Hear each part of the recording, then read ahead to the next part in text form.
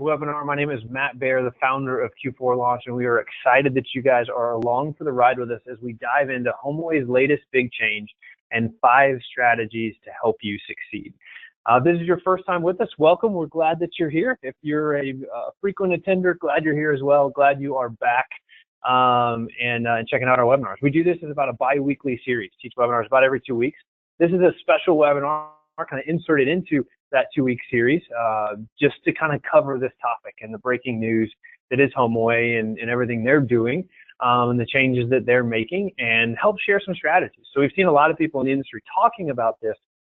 We wanted to take that to the next step and say, okay, this is what's going on. You probably know at this point about what's going on, but here's 5 strategies to help you succeed, and dive into that. Honestly, each of those strategies could be its own hour-long webinar. And at different points, we've taught those things in different hour-long webinars. So if this is your first time, encourage you to check out our webinar series on a regular basis. We'll make sure to invite you to future webinars so that you'll learn more. And we'll go deeper on some of those strategies at various points throughout our content.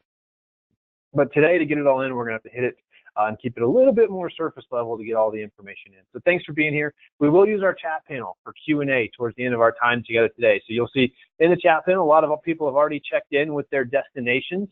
See a Winter Park and a Tybee and a Harbor County, Michigan popping in there as well. So love to see that. And thanks, Jay, for the offer to buy me some pasta. Definitely reach out to you because Lord knows I'm going to need some pasta after I run this relay. Doing it with a 6-man team and planning to run 36 miles, including the famous leg 34, if you're familiar with the race. So if you have no idea what I'm talking about, don't worry about it. But it's something going on out in Vail this coming weekend that I'm going out to. So. With that, let's dive into our topic today and what's going on and what do we need to do about it, right? What's going on and what do we need to do about it? Now, those are the burning questions that we need to answer. We see this as the next big blow in the war for the guest or the war for the customer. If you've been following our webinar series that we do and the times we talk about HomeAway, we see more attendance than any other time.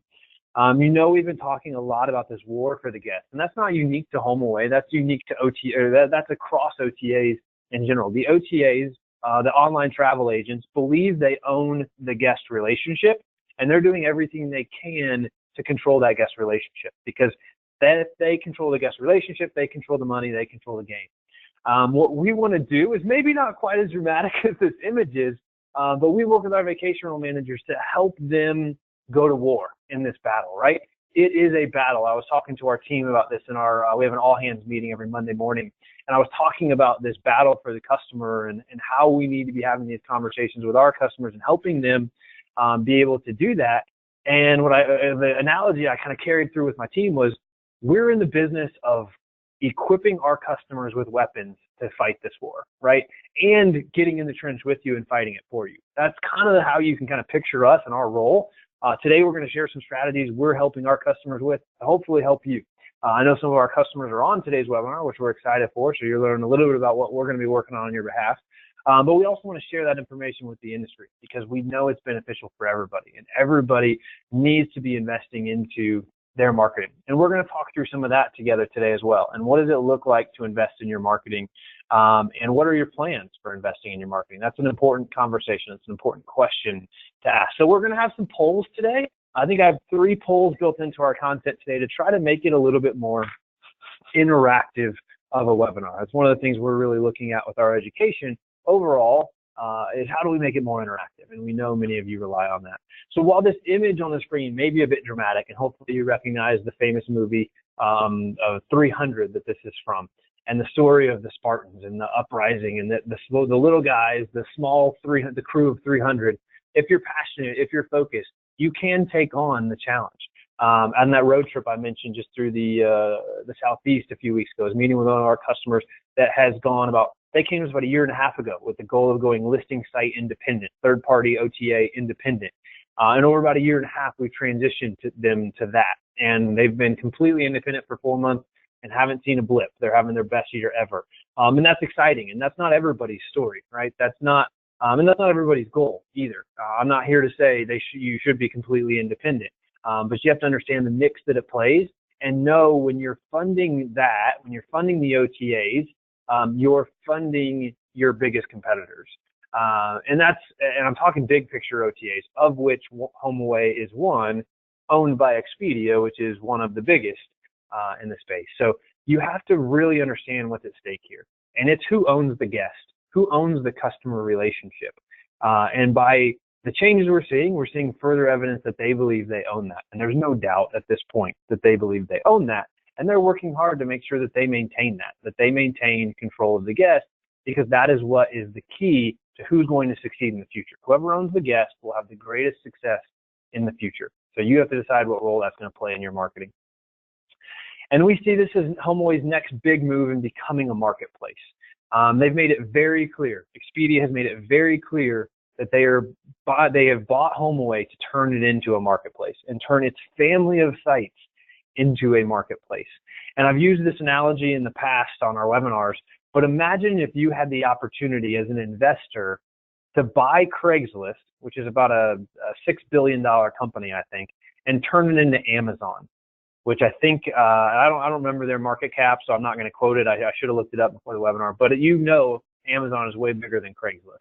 And that's what Expedia did. They paid $4 billion to buy HomeAway with the intention of turning it into a marketplace, to turning it into Amazon, to turn it into the Expedia of vacation rentals.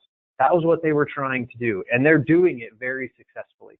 If you tuned into our call after their earnings call, where we broke down the revenue growth they've seen and how strong that is and how unbelievable that is, but disproportionate to their revenue growth, their profit growth or their EBITDA growth was even stronger. So they grew revenue really well, and that's awesome. But they grew profitability on that revenue at an even greater pace. I think it was like a 2x pace, if I remember correctly. I don't have that data in front of me. But that means they're highly, highly profitable, and they're doing a very, very good job of this goal, turning a directory into a marketplace, and there's more to come. If you've been following our webinar series, you know we've been predicting this change that you're seeing since the acquisition happened a year and a half ago, or 20 months ago now. So it's not a surprise to us. That's the good news, that we were ready for this. We're prepared for this. We have strategies. We've had strategies in place for this exact scenario, actually for several years, but we've been ramping up those strategies with our customers in the last 20 months to prepare for this exact change. So then you've got to think about what's coming, and there are more to come. One of the things that we think is going to come, one of the things that we know, I guess I'm getting a little bit ahead of myself. I thought that was my next slide, but so let's go into this. One of the things we know, and in this change, HomeAway is changing our pre-booking communication with guests so that all pre-booking communication must remain in the message thread. So they're removing brand-specific information from listings. They're blocking email addresses, website URLs, and other information and messages, anything that could be identifying information. They're obfuscating the guest email address, aka they're randomizing, they're blocking it, they're making it impossible for you to actually have their real email address. And they're removing the guest phone number altogether so that you have to have a generic, I say generic, and that's a tough word, but a generic conversation with the guest on their platform, and that's it. And as far as we know, this is going to every tool that they have. So the same would be, I know many of our customers are also glad to have you users. Even if you're a glad to have you user, and there's a lot of features and functionality you bought into that for, we don't think there's like any special advantage you're going to have within glad to have you that's driven by that app. So you're going to have the same regulations everybody else is. You're not going to be able to have identifying information, and you're going to have all the same challenges. They want to control the conversation, because if they control the conversation, they have transparency into it. They have their algorithm that blocks when you try to put things in and get around it. And Airbnb has written a book on this. Airbnb has had this for a long time. So I know a lot of us are, a lot of you are upset at HomeAway, but they're following Airbnb's lead in this. Airbnb has been doing this. The OTAs in general have been doing this, which is why we've been predicting it would happen for so long, not because we're great fortune tellers, but because we look around the marketplace and every OTA does this. So if HomeAway wants to become an OTA, it just makes sense that they were going to do this. So we've known it was coming for a while. And there's not really a workaround. So today's webinar is not about here's how to cheat the system. So if that's what you're expecting, I'm sorry.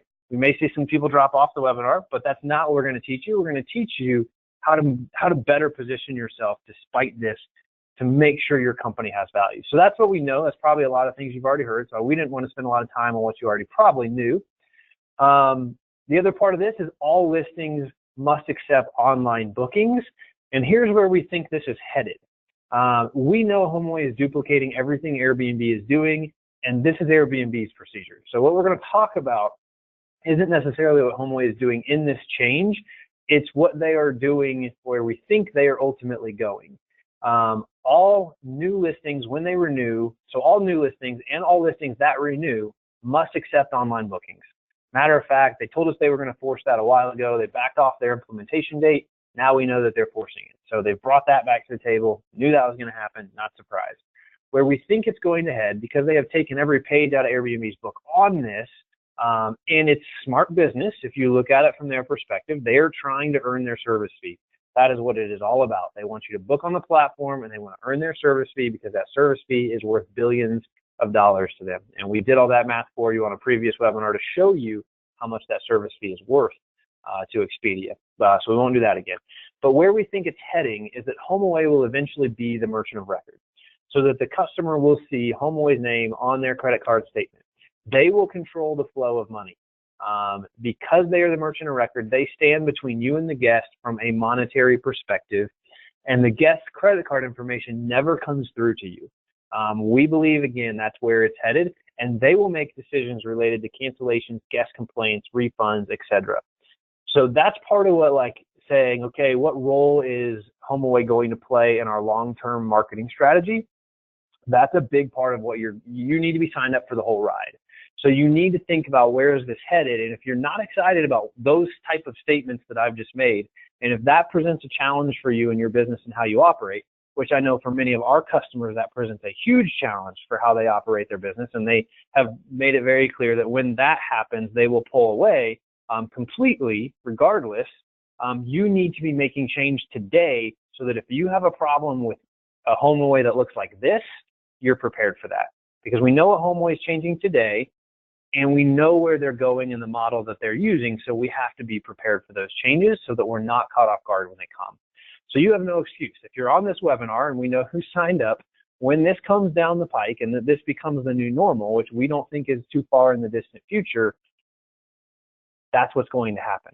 Now, on the flip side, we also believe HomeAway is going to follow the guest review strategy that Airbnb is using. So we believe that they're going to announce that they are going to allow you to review your guests.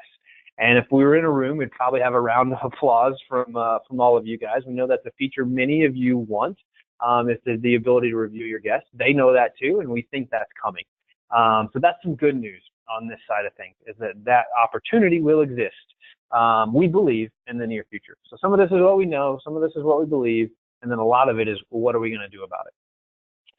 We also talked a little bit in the webinar and one of the emails we sent about something you may not know about a change recently made to HomeAway. And to give you some insight into that, we work in the vacational space. We also work in the hotel space. So that's a really important part of what's going on in that mix. And we know kind of things from both perspectives. So that's where some of this information is coming from. I don't believe this has been announced to the vacational managers. It may have been somewhere and I didn't see it. It's hard to keep track of all the announcements they're making because there's so many places information is had, but I know we had some questions about that. So I wanted to make sure we cover that. And that's this. They're pushing to make more inventory and listings in your market. And mid-July, they quietly rolled in a whole bunch of new listings from one of the family of sites that they own called bedandbreakfast.com. So all of the listings on bedandbreakfast.com, which includes bed and breakfast, it includes some vacation rentals, it includes some boutique hotels, includes kind of a collection, a various collection of inventory, essentially. They launched that integration into HomeAway, and from everything we know, all of the online bookable rooms that existed on bedandbreakfast.com became multi-unit listings on HomeAway.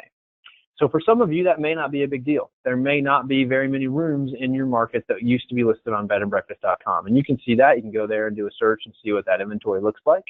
But for some of you, it might be a bigger deal for a couple of reasons. One, more inventory, more listings is more competition. And as there's more competition in your marketplace, it's going to get divided and everyone's slice of that competition is going to get a little bit smaller unless you have a strategy to grow your slice of that pie. And we've seen that be a big challenge just in general with Airbnb has come into most of your markets and cut out a huge piece of pie for themselves from a booking perspective. And some of those may be flowing back through to you, but they're cutting out their own piece of that pie as well. The other part of that is that the way those agreements were written with bedandbreakfast.com, in most cases,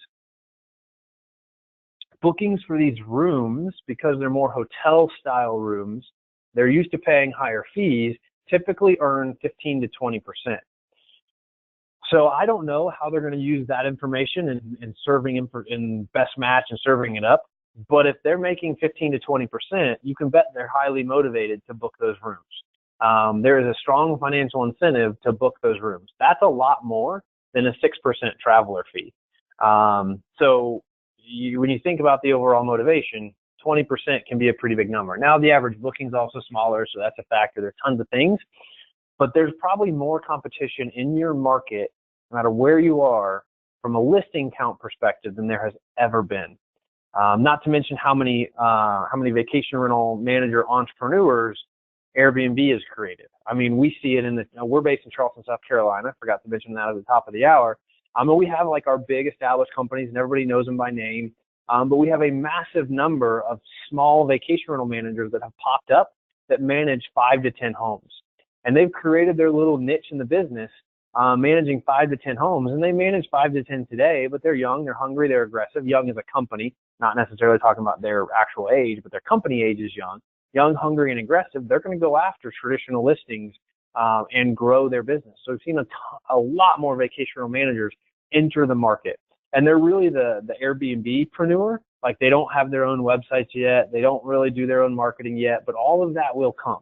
That is going to come as these people start growing up and maturing in their business management, meaning the competition in your market is on the rise, and we do not expect it to decline anytime soon. So you've got to take that into the overall equation that you're thinking about with your overall marketing. So what do you need to do about it, right? So that's what we're going to dive into next. You have to decide what role you want HomeAway to play in your marketing mix and take action accordingly. And we're talking about HomeAway because that's the main, crux behind this change and the industry conversation. But the same thing is true of any OTA. What role do you want that OTA to play in your marketing mix? And you need to take action accordingly. The same thing is true of Airbnb. What role do you want them to play in your marketing mix? And you need to take action accordingly. So we're actually going to launch our first poll now.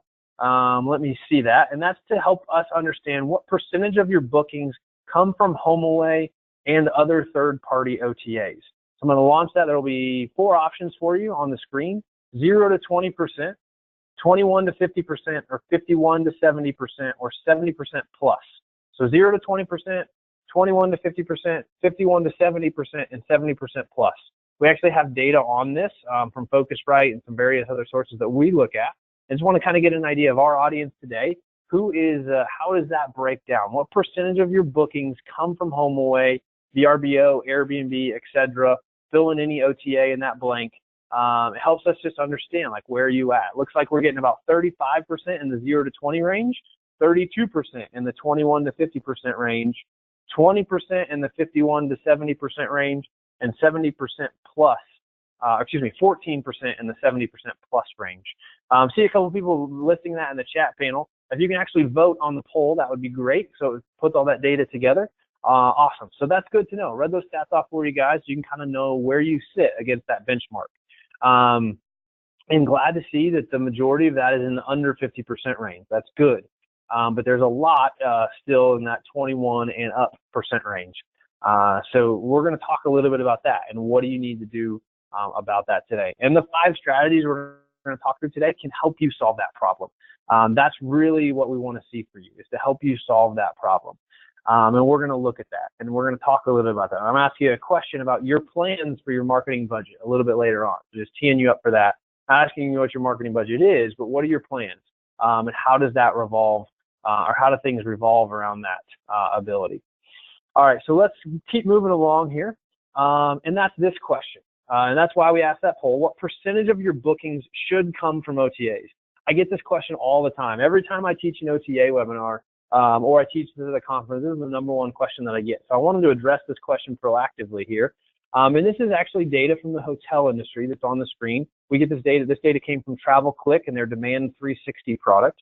So it's their data. It's actually their slide that we got the information from them. So referencing and establishing the data from them. But let me break this down for you. This is in the hotel space. And we look at the hotel space a lot. One, because we work in the hotel space, but two, we know that what we are going through as an industry, the hotel industry has already been through, and they've already gone to the place where they were super reliant on third parties and have been working super hard and investing a lot of marketing dollars to reduce that dependency. So this information is from about a year ago, Q2 2016. But what we found was, or what Travel Click found was that 38% came direct. Reservations taken directly on property, such as walk-ins, meeting groups, call-in. That's probably not the case for you. 21.7% happened on the hotel's proprietary website, or what's often referred to as their brand.com. 11% or 10.9 came from their CRO, which is their central reservations office for contact center reservations via voice, chat, or email. Central reservations office, you probably have a reservations office in your team is your reservations office. You may outsource that to a central reservations office, but either way. Then you have the OTA, the online travel agency such as Expedia, Orbitz, Priceline. For this industry, for the hotel industry, that's 13%. 13% come from the OTAs. Whereas we as a vacation rental industry are much more heavily reliant on the OTAs for our bookings. And then the GDS, or the global distribution systems, this would a lot of times be other travel agents rather than the OTAs, is 15.8% or 16%. So as you're looking about what the right mix for you is, this is kind of a template you could use. That essentially 22% is coming on the website, 38% is coming direct. Put those two together, you have 60% coming direct, 11% coming direct in the sense of a central reservations office that they're routing calls to. If you answer your own calls, you are your own CRO. So you put that statistic together and you get 71% of overall bookings come direct, not through a third party, assuming the CRO is not a third party in this case. So 70% of bookings, 71% of bookings come direct.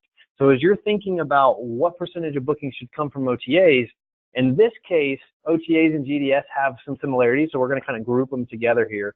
It's 29% for this industry and 71% direct through a combination of phone and direct web. So I'd say that's kind of a good thing to work towards.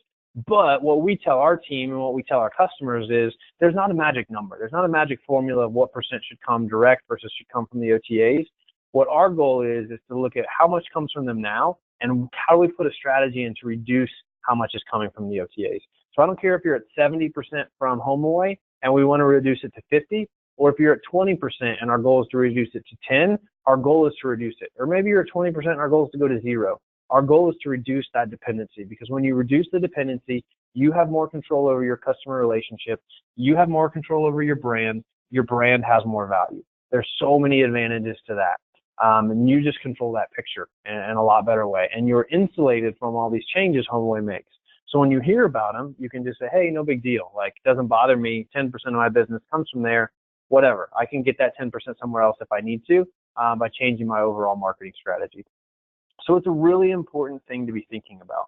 And as we look at that and we use that data, if more than 25% of your bookings comes from any one channel that isn't booking directly on your website, so if more than 20 to 25% comes from any channel other than your website, other than direct, you need to diversify your marketing strategy.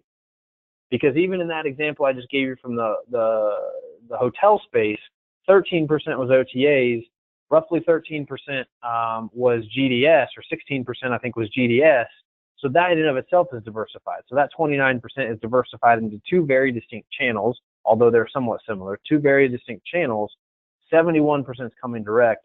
So if more than 25% of your business, of your bookings comes from any one channel, OTAs being together are a channel, you need to diversify your marketing strategy. So that's the ultimate answer to the question, right? Is where should your bookings be coming from? If more than 25% is coming from OTAs, You need to diversify your marketing strategy. So knowing that, and to try to get an idea of where people are on this, we're going to have our next poll question for the day. And that is, what are your plans for your direct marketing budget in the next year? Knowing all these changes happening in the industry, knowing your website and what that represents, what are your plans for your direct marketing budget in the next year? Are you going to decrease that marketing budget? Are you going to wave the white flag and say, you know what, I'm going to rely on the OTAs.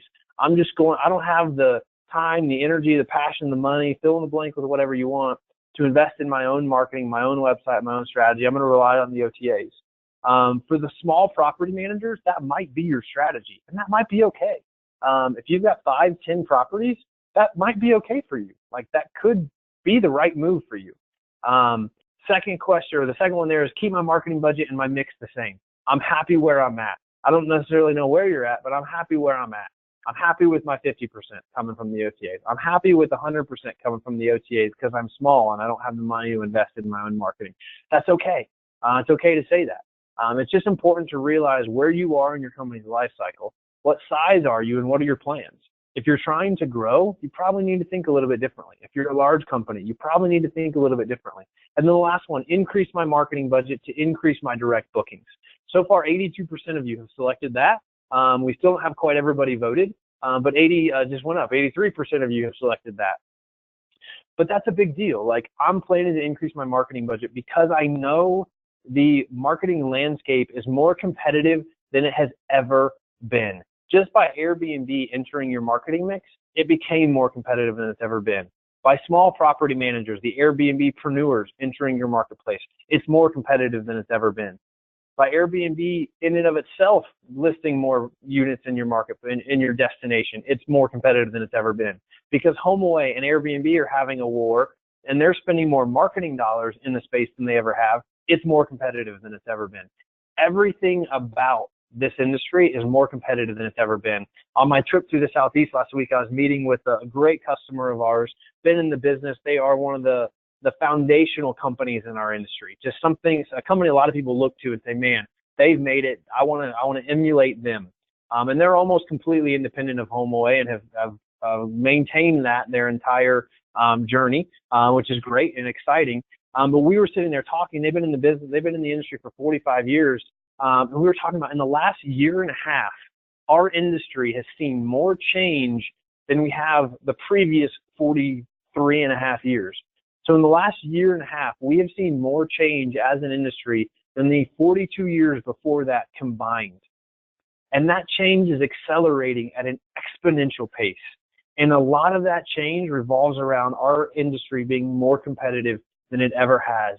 There's more companies in our industry going out and raising traditional venture capital to buy properties and turn them into vacation rentals than there ever have been before. It would have been totally foreign to think about a REIT, or real estate interest trust, or investment trust, I think is what that stands for. I'm not a stock guy, but I believe that's what that stands for. It would have been crazy to think about a REIT coming in and investing institutional money into the vacation rental industry to acquire properties and turn them into vacation rentals.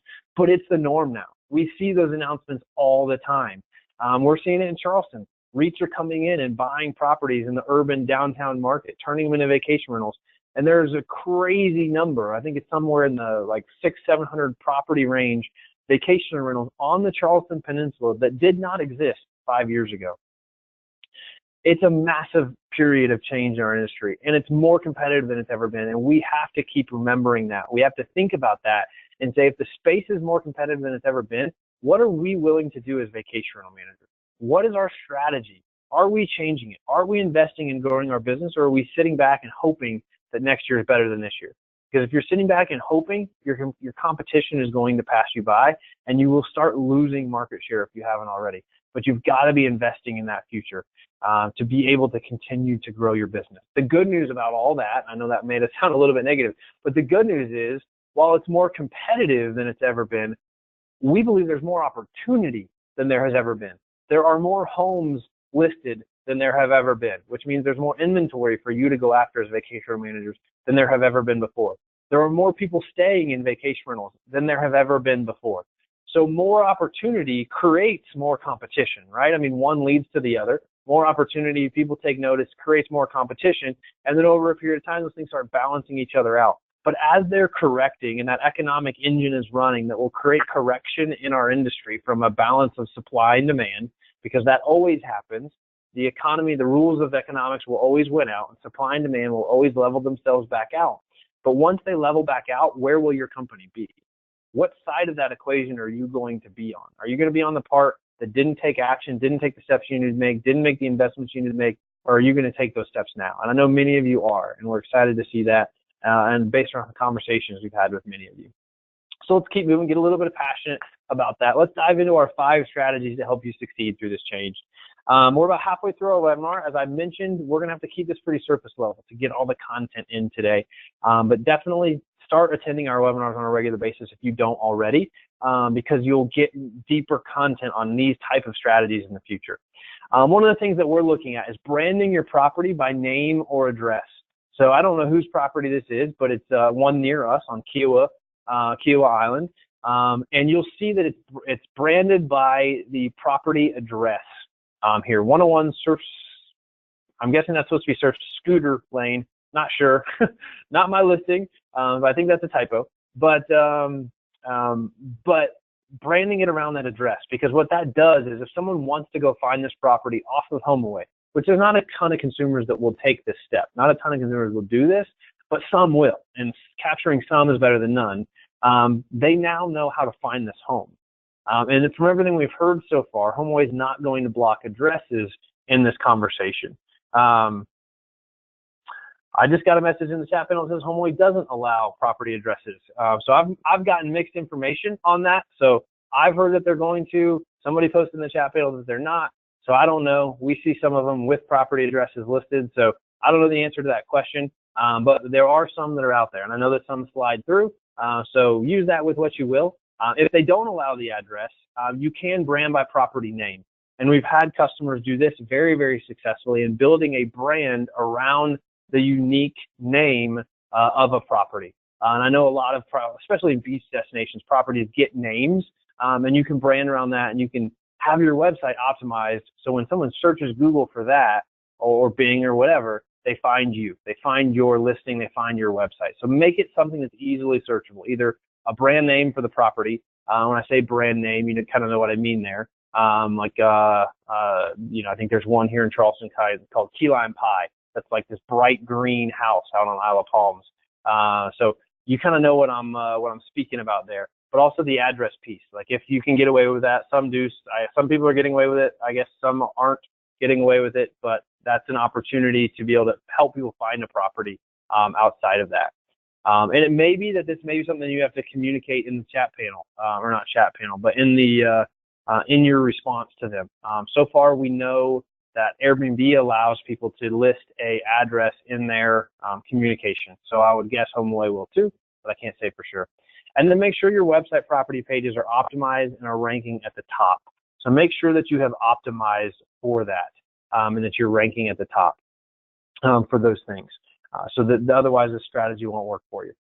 Keep moving along. And number 2 here, brand your experience stage really well in the property. So we talk a lot about digital marketing, but we're also believers in traditional marketing and the value that that can create. So brand your experience stage really well in the property. What are you doing to brand your company in the property? And if you've been with us before, you've heard us talk about the 5 stages of travel: dreaming, planning, booking, experiencing, and remembering. And that's what we're speaking to here, this experience stage. And it's not a stage that traditionally vacational companies have done a good job of branding themselves. If they have done anything, they've done some swag, like koozies or a shopping bag or a cooler or something in a property, which is a good start. But in this age where a lot of us have moved to keyless entry and digital check-ins, we have to find ways to reinvest in our branded guest experience. So that's your guest expectation. That's what guests want. So I'm not saying don't do keyless entry. I think you should. It's the direction everything is going. But knowing that, you have to reinvest other places in your branded guest experience, so that you can position yourself, so that you are memorable, so that they think about you, not VRBO next year when it's time to make a booking. Put yourself in the guest's shoes and think about how can your brand add value to their vacation experience? How can you enhance the experience stage for your guests? what opportunities exist to market to guests in the experience stage so they're more likely to book with you next year. Without it, your brand will become irrelevant. That's what HomeAway is trying to happen here. Like, they have stripped all of your branding out of the communication, out of the platform, because they really want your brand to become irrelevant. Like, it's either you or them is going to get the booking, and they are choosing them every time. They're saying it's because that's what the guests want and that's what the guests demand, and I don't disagree. Guests do want online booking. Guests want all those things. I don't think guests care whether they see your branding in their messaging or not. But some of the changes they're making are the right thing for the guest, but every change they're making is the right thing for HomeAway. The right thing for HomeAway to earn their service fee. That's what it ultimately becomes about. And if you allow it to, and you don't have a strategy, your brand will become irrelevant. And the moment your brand becomes irrelevant, you have no value over the Airbnb-preneur, which I don't know if that's a real term or if I made that up, but if probably somebody's already coined that, but you have no value over that person. If you don't have a brand with relevancy in your marketplace, with value for the guests, with direct bookings coming in, anyone can come in and steal your property. Warren Buffett talks about building a competitive moat around your business. And in this case, build a competitive moat around your homeowners by having a great quality brand. And the other thing that we see, and this is not unique to the vacational space, this happens in every industry. But when the brand becomes irrelevant, a price war ensues every single time. When the brand becomes irrelevant, a price war will ensue, and it becomes a race to the bottom. You can study economics, and you'll see story after story after story about industries where that has happened, where brands have become irrelevant, and it became a race to the bottom for price. So the value of your brand, creating that brand, reinforcing that brand all through the 5 stages of travel is very, very important. And it will define who succeeds and who fails in the long run. It will define who is still alive as a company when this whole growth, opportunity, competition thing balances itself back out from an economic perspective. It will define the winners and the losers. Who did the best job with this? We saw it through the economic downturn of 2008. The companies who were doing the best job from a branding perspective still suffered in that downturn, but they didn't suffer like those that weren't. They didn't suffer like those that were a commodity. They didn't suffer like those that their brand was irrelevant. So you've got to think about that. And what are you planning to invest in your overall marketing and in your overall brand to make sure you don't become irrelevant and the price war doesn't ensue in your destination? Strategy number 3, use guest lifecycle campaigns post-booking to drive bookings next year. That's a long headline. Apologize for that.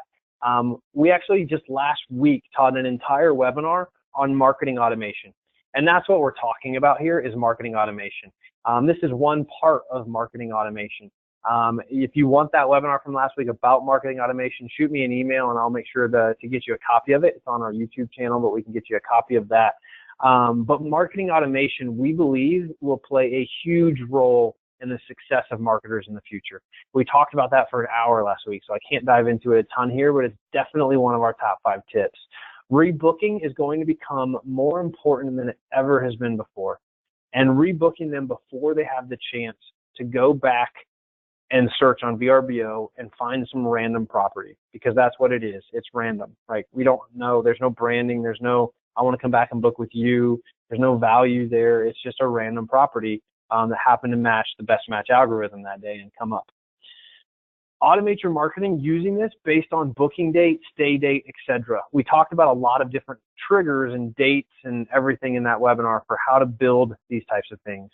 Also, think about how can you use marketing automation to market to your guests in the anticipation phase. The anticipation phase is the time between booking and experiencing. So if you break each of the 5 stages of travel down, you will find phases exist within those stages. And it's important to know the phase that exists between the stage so that you can market to those people. And the anticipation phase, which is a documented thing, exists between the booking and experiencing. HomeAway actually has research that says the anticipation phase is people's favorite part of their vacation. So think about that. The anticipation phase is the favorite part of their vacation, and you're probably not marketing to these people very well right now. If you market to them well, you can drive monetization through a lot of other channels. This is a guest lifecycle campaign that actually goes out. This is one of our customers, Family Time Vacation Rentals. This goes out to their guests while they are on vacation. Notice the subject line, having fun, book your next vacation, yes please, some copy below it, and a call to action to browse our properties. This is something that we did in partnership with Navis, so Navis actually put that email together. And Navis has pioneered a lot of work in this area, and we are moving heavily into this area and working closely with Navis in that to drive these type of email campaigns, to drive this type of behavior. And there's tons of different statistics about the value of these marketing automation campaigns, or what they call life cycle campaigns. But what Navis has found is that revenue per delivered email is as high as $124.32 for these campaigns. So tremendous value created by these campaigns, and a huge opportunity to drive rebookings with your guests and make sure they're coming back and booking direct with you, saving the service fee, not going back out into the ocean of bookings that is VRBO, HomeAway, all their family of sites, and now partly bedandbreakfast.com, with that inventory sliding in and being displayed alongside yours as well. Strategy number 4, invest in an integrated marketing plan. I don't remember the exact statistics, but something like 85% of you said you plan to invest more money in the coming year into your direct marketing strategy than you have in years past. As you're thinking about that, I would encourage you to do that into an integrated marketing plan. We do a ton of analytics analysis for people just to help them understand how their marketing is performing. And as we do that, very few people, less than 5% of vacation managers, are using an integrated marketing strategy. They've got one person doing SEO. They've got another person who did their website. They've got somebody else managing social media. They've got somebody else writing or not writing their blog content. And there's no integration. There's no consistent voice across it. There's no consistent strategy that's carrying through it. But integrated marketing has become the standard for digital marketing. It's what everybody who's marketing online should be doing, yet a lot of people are still taking the a la carte approach to marketing. And we as a company stopped doing a la carte marketing about 5 years ago because we found our customers who were using our integrated approach were experiencing a much stronger ROI than those that were using a la carte marketing. So we stopped doing it completely, and we turn away a ton of people who are interested in a la carte style marketing because we know it's not as effective. Doesn't mean it's not effective at all. It's just not as effective as an integrated plan. So as 85% of you are thinking about investing more into your marketing budget in the coming year, I would highly encourage you to do that in an integrated format where blogging and SEO and email marketing and social media and your website are working together in concert like a symphony, like an orchestra, to create a much better sound, aka much better results. So as you're doing that, here's some tips. Blog at least weekly on long tail keywords. Send 2 email marketing campaigns per month and use marketing automation to target the right message at the right time to the right guest. So marketing automation heavily lives in the email marketing world, but as we study the performance of marketing automation email campaigns versus traditional ad hoc email campaigns, they perform at about twice the level because it's the right message at the right time to the right guest. So the performance of those campaigns is much, much higher. Make sure you're well positioned in search results and increasing organic search traffic year over year. Make sure your search traffic is growing. HomeAway and Airbnb specifically are stealing a lot of market share in the organic search market and stealing and buying a ton of market share in the paid search market. So you've got to be thinking about that. And you need to be thinking about the fact that paid search traffic or PPC campaigns, AdWords campaigns is increasingly competitive and will continue to increase in competition. Over the last 5 years, we've seen that spend in the travel industry on pay-per-click specifically increase exponentially year over year. And it will continue to do so. So if you're getting a lot of your traffic, a lot of your bookings from paid search right now, you either need to get okay with the idea that your cost per guest acquisition or cost per customer acquisition is likely going to double or triple in the coming years. Or if you're not okay with the idea of your pay-per-click cost doubling or tripling in the coming years, you need to be investing in a content strategy to grow your organic traffic so you're less reliant on that paid traffic. Use social media to increase traffic to your website and awareness of your properties. You're not going to see a ton of bookings coming from social media unless you have a really low price point for your product. If you're selling condos on the beach super cheap, you might see a lot of social media bookings. But if you're selling higher end properties, chances are you're not going to see much from social media. But you still need to invest in it to increase awareness, increase traffic to your website. It still has value. It's still a part of the overall guest funnel. Like, they're looking at your social media when they're making a booking. So you need to be active there. You need to be investing in it, but it shouldn't be a primary driver or the majority of your overall marketing mix. Understand the role AdWords plays, and it will continue to get more expensive. I hit that pretty hard. Drive an integrated brand message through all channels. Understand what your brand message is and carry that through all of your channels. That will help people come back to you, and it will be more relevant. It will be more memorable for your customers when it's consistent. And that's part of what you're doing through an integrated strategy. If you're doing integrated marketing well, the success you're seeing in your blog is driving your social media strategy. The success you're seeing in your blog is driving your email marketing strategy. The success you're seeing in social media is driving decisions you're making when it comes to website design. That integrated strategy is impacting everything that you're doing. But if you don't have an integrated strategy, you're the person in the middle of that trying to figure all that out. You're the person trying to be the traffic director or play the police between all these different vendors, all these different people. They're all pointing at each other, trying to say, this person needs to do this person needs to do this. You're just trying to be stuck in the middle, figuring it all out, versus an integrated plan. Then whoever's managing that for you is that point person. You take yourself out of the middle of it. You get one person to hold accountable for results, as opposed to it being spread across multiple vendors and trying to figure out, well, who's actually driving success here, which can be hard to figure out sometimes when it's all spread out. Huge, huge part of what you should be looking at, and something we're going to be talking a lot. I'm speaking at ResFest. I'm speaking at VRMA as well. So something we're going to be talking a lot about at conferences this year is the integrated marketing plan and the role that your website is going to play in that. Your website is going to be more important in 2018 than it has ever been before. So you need to be thinking about that as well. Develop a conversion rate optimization strategy. Across the industry as a whole, 99.5% of your website traffic every day does not book. 995 out of 1,000 people who come to your website do not book with you, which means there is a massive opportunity optimizing around getting those 995 people to book with you. It's a huge hole in your conversion strategy. A big part of this is having a lead generation strategy that can convert leads who aren't ready to book. So think about that. I talked about dreaming, planning, booking, experiencing, remembering. Less than 1% of people book on your website every day. The majority of people are in the dreaming and planning stage, but as an industry, the travel space has not done a very good job of figuring out how do we convert and nurture leads that are in the dreaming and planning stage. How do we speak to them? How do we nurture them? How do we prepare them to make a booking?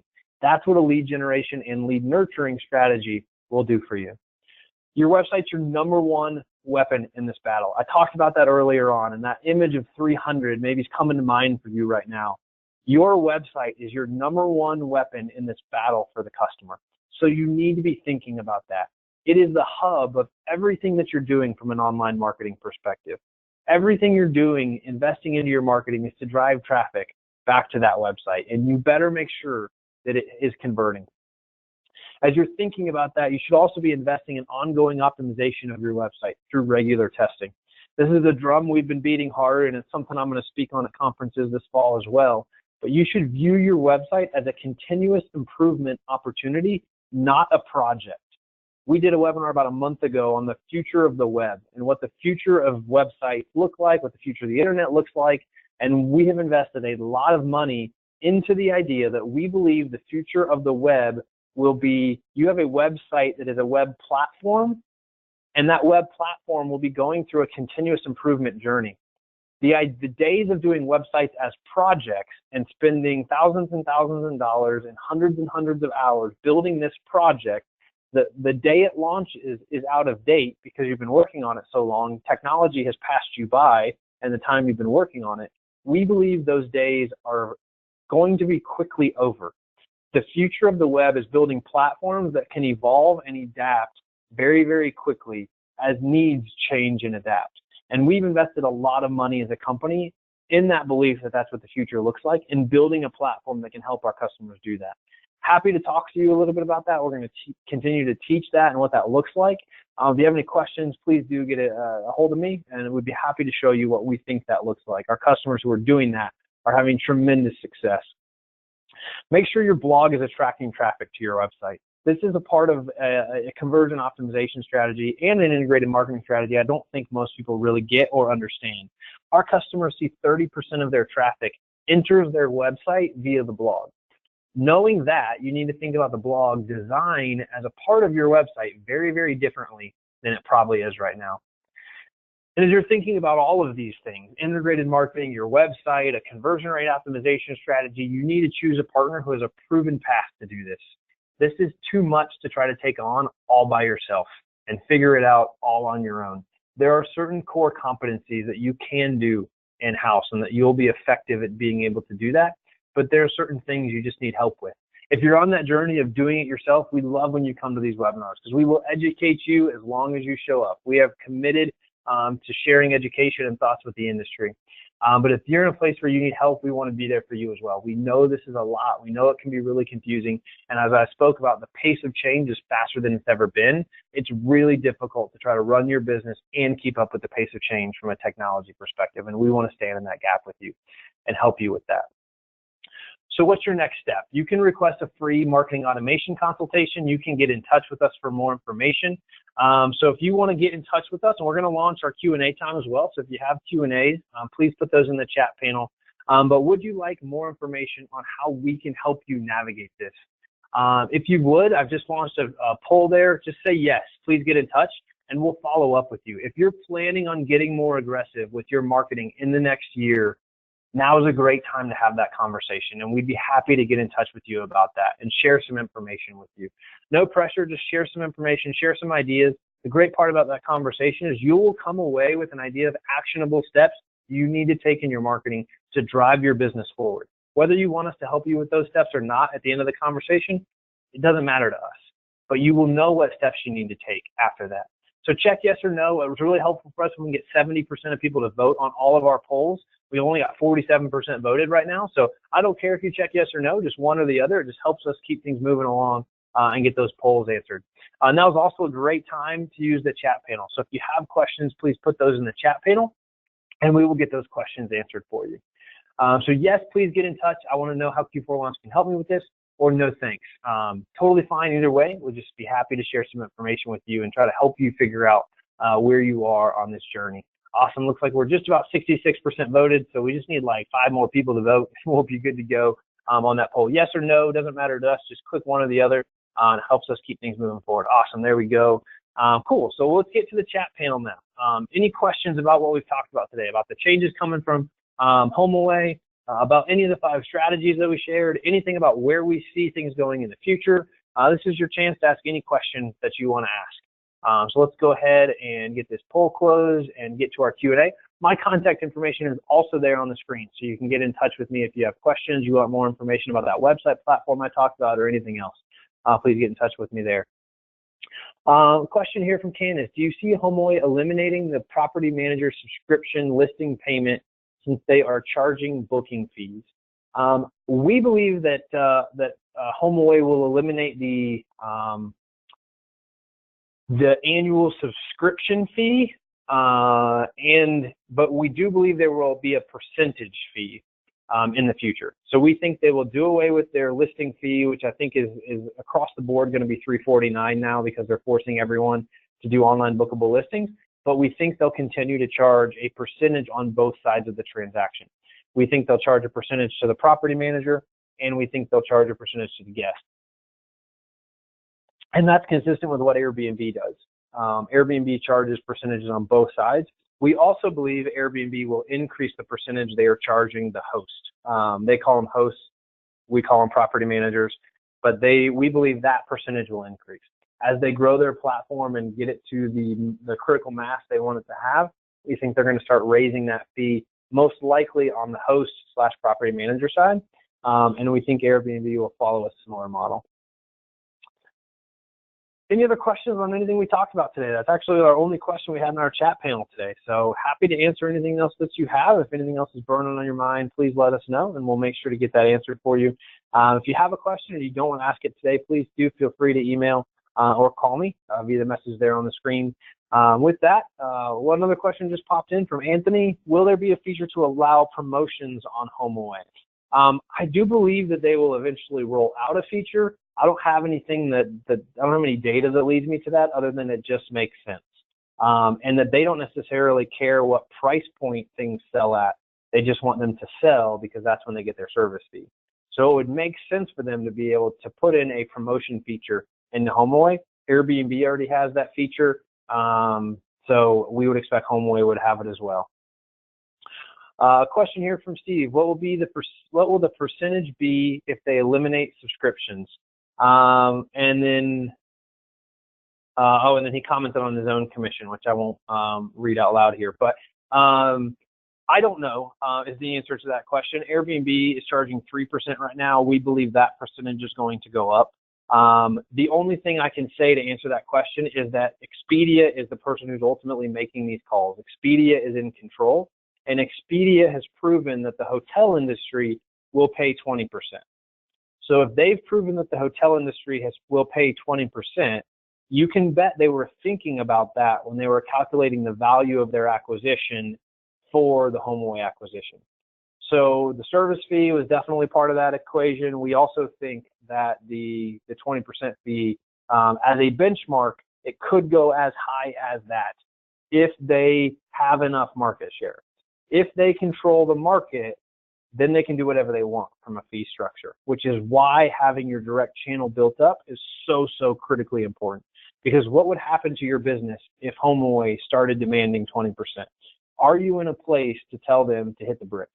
Like, are you in a place to cancel your subscription and remove all your listings if they go as high as 20%?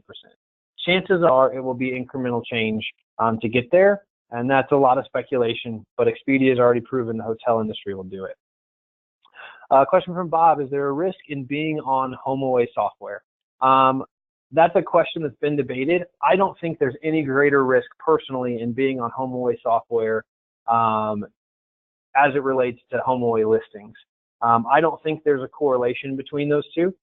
They have access to your data that's a little bit different, but I don't personally think that one decision should impact the other. Now, I know a lot of people that have said, hey, I just don't like the idea of HomeAway having all of my data. They would if you used Expedia or V12 or Glad to Have You, so I'm not going to use it for that reason. That's fine. Like, that's your decision. You can make that. But I personally don't feel like there is a risk correlated between HomeAway software and HomeAway listings. I think it's riskier having more than 20 to 25% of your business coming from HomeAway listings. That to me is a much graver risk than what property management software do I use. HomeAway, V12, Expedia, Streamline, Barefoot, fill in the blank. There's tons of them. So hopefully that answers your question. I'm not super concerned about the HomeAway software side of the house, but I have always been concerned about companies that get more than 25% of their business from HomeAway. I just think it puts you in a place of exposure. Well, I think that's it. I think we got all of our questions in the chat panel answered today. We will get a recording posted of today's webinar. Follow-up question here. We will get a copy of today's recording. I'm going to answer this question, but let me finish this. So watch your inbox for that. You can definitely follow up with me via my email or my phone number there on the screen.